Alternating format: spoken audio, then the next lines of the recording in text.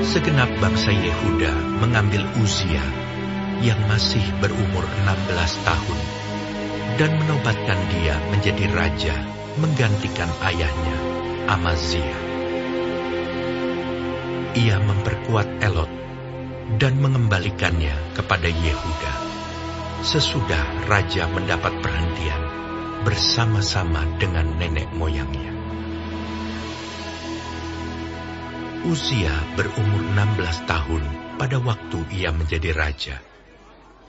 Dan 52 tahun lamanya ia memerintah di Yerusalem.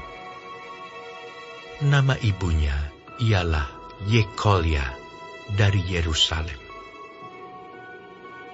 Ia melakukan apa yang benar di mata Tuhan, tepat seperti yang dilakukan Amazia ayahnya. Ia mencari Allah selama hidup Zakaria, yang mengajarnya supaya takut akan Allah.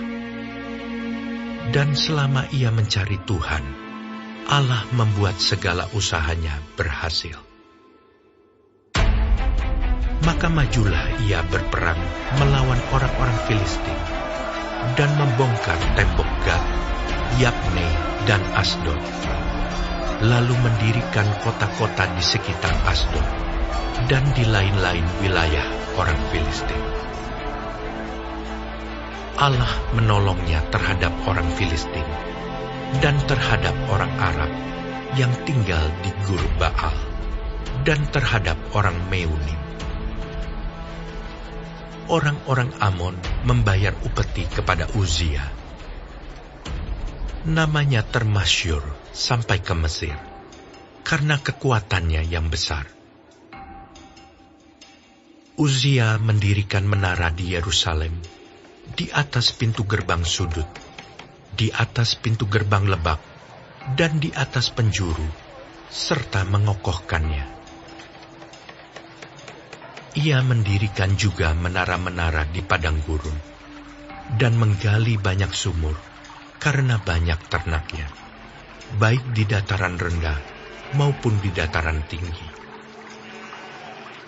Juga ia mempunyai petani-petani dan penjaga-penjaga kebun anggur, di gunung-gunung dan di tanah yang subur, karena ia suka pada pertanian. Selain itu, Uzia mempunyai tentara yang sanggup berperang, yang maju berperang dalam laskar-laskar, menurut jumlah anak buah yang dicatat oleh Panitera Yeiel dan penata usaha Maaseya, di bawah pimpinan Hananya, salah seorang panglima raja. Kepala-kepala puak pahlawan-pahlawan yang gagah perkasa itu, seluruhnya berjumlah 2.600 orang.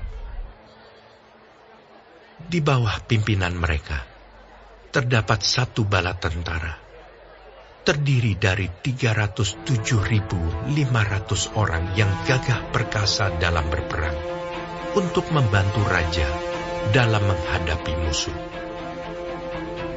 Uzia memperlengkapi seluruh tentara itu dengan perisai, tombak, ketopong, baju zirah, busur, dan batu umban. Ia membuat juga di Yerusalem alat-alat perang, ciptaan seorang ahli, yang dapat menembakkan anak panah dan batu besar, untuk ditempatkan di atas menara-menara dan penjuru-penjuru.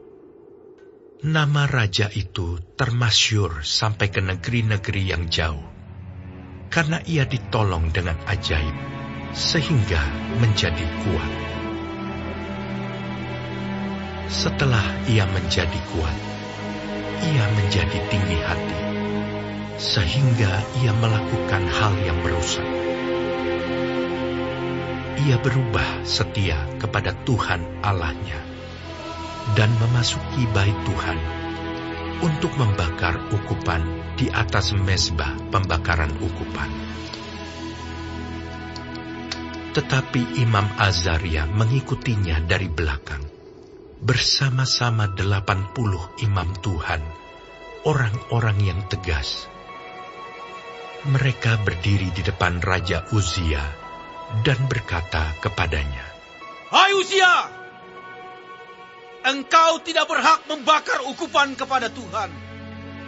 Hanyalah imam-imam keturunan Harun yang telah dikuduskan yang berhak membakar ukupan.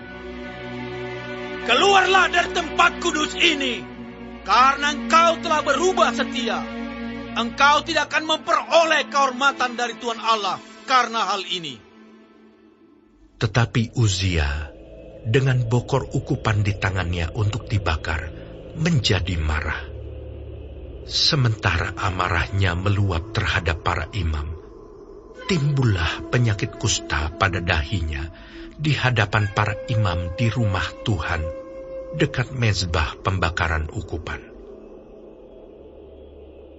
Imam kepala Azaria dan semua imam lainnya memandang kepadanya, dan sesungguhnya ia sakit kusta pada dahinya. Cepat-cepat mereka mengusirnya dari sana, dan ia sendiri tergesa-gesa keluar, karena Tuhan telah menimpakan tulah kepadanya. Raja Uzia sakit kusta sampai kepada hari matinya. Dan sebagai orang yang sakit kusta, ia tinggal dalam sebuah rumah pengasingan, karena ia dikucilkan dari rumah Tuhan. Dan Yotam anaknya mengepalai istana raja dan menjalankan pemerintahan atas rakyat negeri itu. Selebihnya dari riwayat Uzia, dari awal sampai akhir, ditulis oleh Nabi Yesaya bin Amos. Kemudian Uzia mendapat perhentian bersama-sama dengan nenek moyangnya, dan ia dikuburkan di samping nenek moyangnya, di ladang dekat pekuburan raja-raja, karena ia berpenyakit kusta, kata orang. Maka Yotam anaknya menjadi raja menggantikan dia.